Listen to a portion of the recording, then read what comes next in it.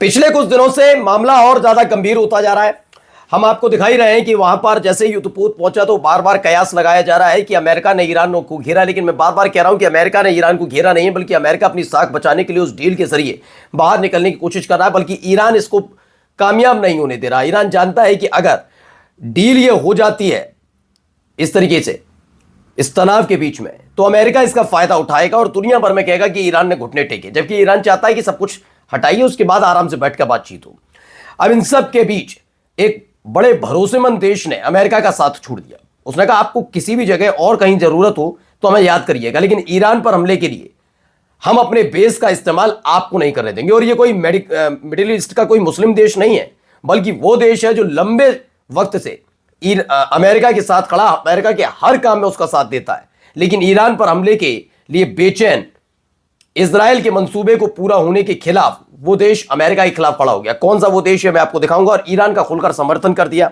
वहीं ईरान ने खुल्लम खुल्ला कह दिया कि हम बेस उड़ा देंगे अमेरिका के, और इजराइल पर भी तगड़ा हमला होगा। बहुत सारी चीजें निकलकर सामने आई। यही नहीं, आपको यह भी दिखाऊंगा कि जिस एक और देश पर भरोसा करके अमेरिका इस युद्धपोत के सहारे ईरान को दहलाने की कोशिश कर रहा था, उस देश से भी एक बुरी खबर निकल कर आई। यानी एक के बाद एक कई बुरी खबरें अमेरिका के लिए निकल कर आई हैं सामने। नमस्कार, मैं हूं प्रज्वल गौतम और आप देख रहे हैं टाइम्स एक्सप्रेस।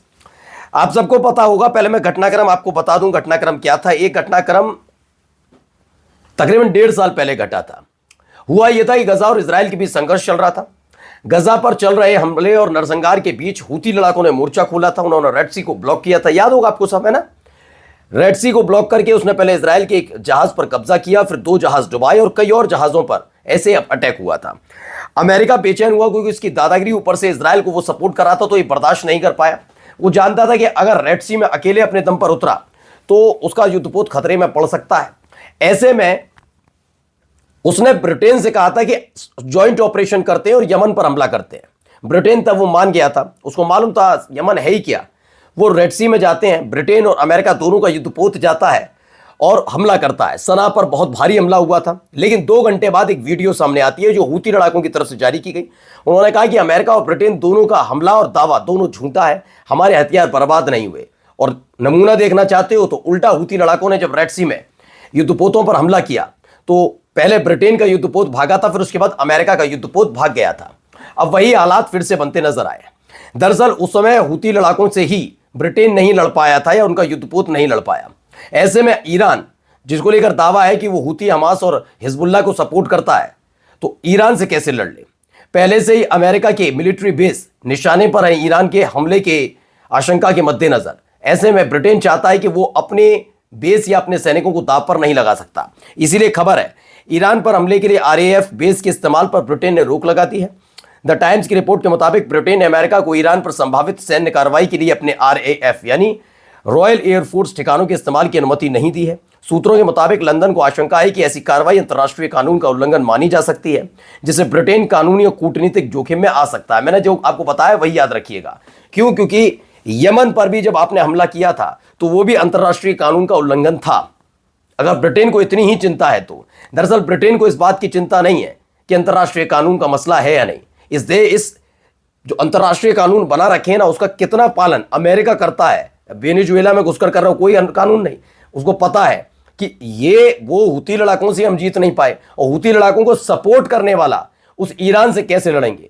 और अगर एक बार उसके रेडार पर आए तो ईरान खुद बर्बाद हो ना हो, लेकिन वो उनके मिलिट्री बेस को बर्बाद कर देगा और ब्रिटेन के कई सैनिक मारे जाएंगे। तो जबरदस्ती अमेरिका की तरह पंगा लेने के मूड में नहीं है। क्यों? क्योंकि इससे पहले एक चिट्ठी निकल कर आई है। देखिए, ईरान की तरफ से UN यानी संयुक्त राष्ट्र को ये चिट्ठी लिखी गई थी।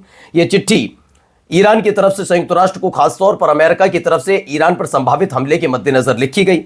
इसमें क्लियर बता दिया गया, ईरान ने UN को पत्र भेजकर कहा कि अगर अमेरिका हमला करता है तो क्षेत्र में मौजूद उसके सभी सैन्य ठिकाने और संपत्तियां टारगेट पर होंगे।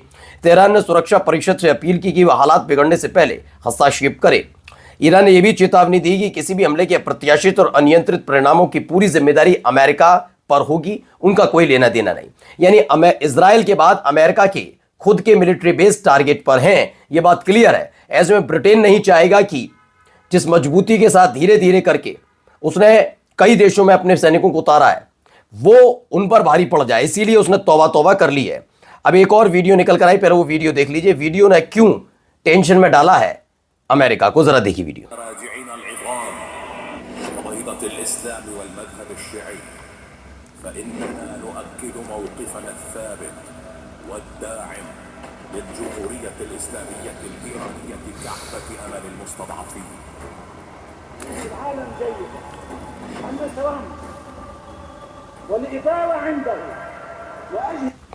ये अंडरग्राउंड टनल्स बनी हुई हैं और ये गजा से, हिजबुल्ला से, ये हूती लड़ाकों की टनल्स नहीं है।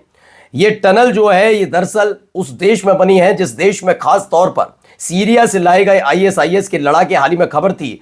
अमेरिका ने इस शर्त पर छोड़े थे कि उनकी जिम्मेदारी है कि ईरान में घुसें, सीमा पार करें, ईरान में जाकर तनाव पैदा करें और इसी बीच मौके का फायदा उठाकर अमेरिका हमला कर दे।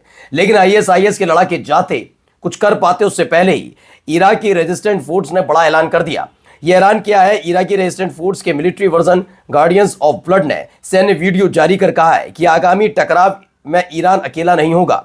वीडियो में कथित तौर पर शायद 101 ड्रोन, शाहिद ड्रोन ईरान का, और समत 3 के रिवर्स इंजीनियर्ड संस्करण भूमिगत यानी कि अंडरग्राउंड टनल्स में दिखाए गए हैं।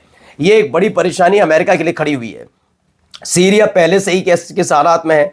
अब इनके पास एक दो ऑप्शन बचते हैं देश के तौर पर, कतर, बहरीन जैसे देश बचते हैं।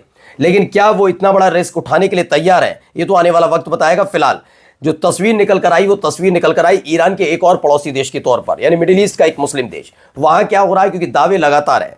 दावा इस तस्वीर को लेकर यह है कि यहां पर लगातार तादाद बढ़ती जा रही है। कई अलग अलग तरह के अमेरिकी जेट्स, कार्गो प्लेन्स, जो हवा में फ्यूल भरने के लिए काम किया जाता है, ऐसे जेट्स और हथियार, वहां उसकी रसद बढ़ती जा रही है। ये तस्वीरें दरअसल चाइनीज सैटेलाइट के जरिए दुनिया के सामने रखी गई हैं और ये तस्वीर कहीं और की नहीं, सऊदी अरब की है। दावा है चीन की सैटेलाइट से जो इमेजेस सामने आई उसके मुताबिक जो सऊदी अरब में अमेरिका का मिलिट्री बेस बना है उसमें 13 यूएस एयरफोर्स टैंकर्स इसमें नजर आते हैं। इसके साथ बोइंग E-3G AWACS और 5 लॉकहीड C-130 हरक्यूलस विमान भी नजर आते हैं। यानी अमेरिका तो तैयारी कर रहा है, क्या सऊदी अरब इन तमाम रसद के अपने यहां होने के बावजूद अपने जमीन का इस्तेमाल या हवा का, आसमान का इस्तेमाल ईरान के खिलाफ करने देगा? यह आने वाला वक्त बताएगा। लेकिन इन सब के बीच एक और वीडियो देखिए।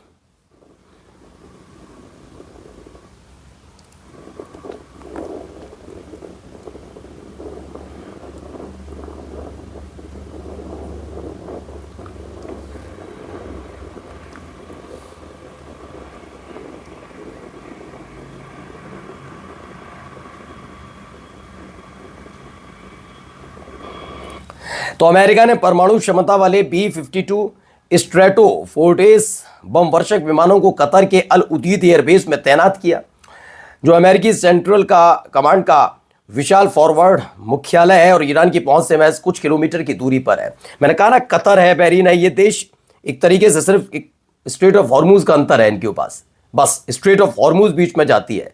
लेकिन ये जानते हैं कि पैसा होने के बावजूद भी स्ट्रेट ऑफ हॉर्मुज पर ईरान का शक्तिशाली तौर पर कब्जा है। अब ये देखना होगा कि कौन कौन से मुस्लिम देश अगर अमेरिका हमला करने की ताकत रखता है, क्योंकि जब तक ये देश गद्दारी नहीं करेंगे, जब तक ये खुली और हरी झंडी नहीं देंगे ईरान पर हमला करने की, तब तक अमेरिका हमला नहीं कर पाएगा ईरान पर। नमस्कार।